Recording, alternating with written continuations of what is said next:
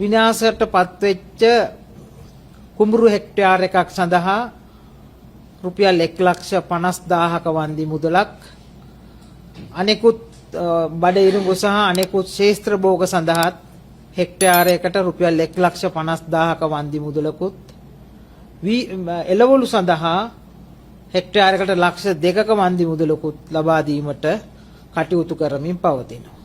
එතකොට දැන් අපගේ මේ දෙපාර්තමේන්තු 3ක් මගින් විශේෂයෙන් මහවැලි අධිකාරියත් එක්ක මේක අවශ්‍ය සියලුම දැන් මූලික කටයුතු කරමින් පවතිනවා. අපිට දැනගන්න ලැබෙන තියෙන සමහර ගොවි මහතුන් මේ වෙන විටත් වගා බීම් වලට ගිහිල්ලා තමන්ගේ කටයුතු ආරම්භ කරලා තියෙනවා. ඒ වුන් සියලු දෙනාම සැලකිල්ලට ගනිමින් මේ අනුමත මුදල් අපි කඩිනමින් ලබා දීමට අවශ්‍ය කටයුතු කරමින් පවතිනවා.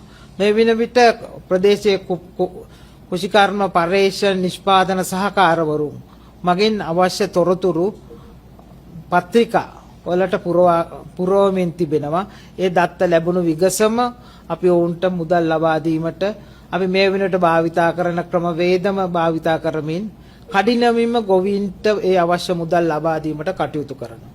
මේකෙදි යම් කිසි ගොවි මහතෙකුට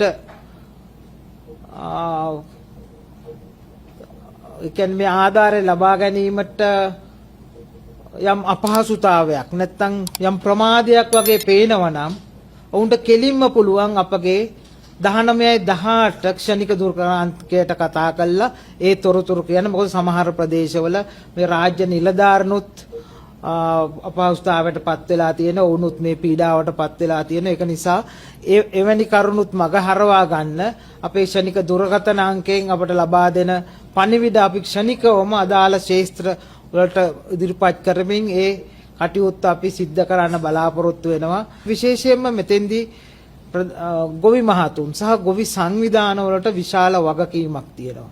මේ තමන් වගකීමෙන් යුතුව මේ තමන්ට වෙච්ච හානිය නිවරදිව ඉදිරිපත් කළ යුතුයි. ඒ ප්‍රදේශයේ ඉන්න අදාළ නිලධාරීන්ට විශේෂයෙන්ම වී සම්බන්ධ වෙන්නම් කුපනිස නිලධාරි මහතාට ඒ තොරතුරු ලබා දුන්නා නම් ඔහු ක්ෂණිකව අපට ඒ තොරතුරු ඉදිරිපත් කරලා ඒ අවශ්‍ය වන්දි මුදල් ඔවුන් වෙත ලබා දීමට අපි කඩිනමින් කටයුතු කරනවා.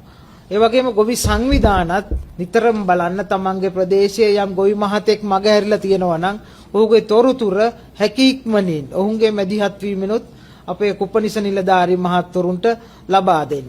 මේ දෙආකාරයෙන්ම සහනයක් නොලැබුණොත් තමයි මම කියන්නේ අපගේ ගොවි මහතුන්ට කරුණාකරලා 1918ට ඔබගේ පණිවිඩය තියන්න අපි ඒ අනුව කටයුතු කරන්න සෑම විටම සූදානමින් සිටිනවා.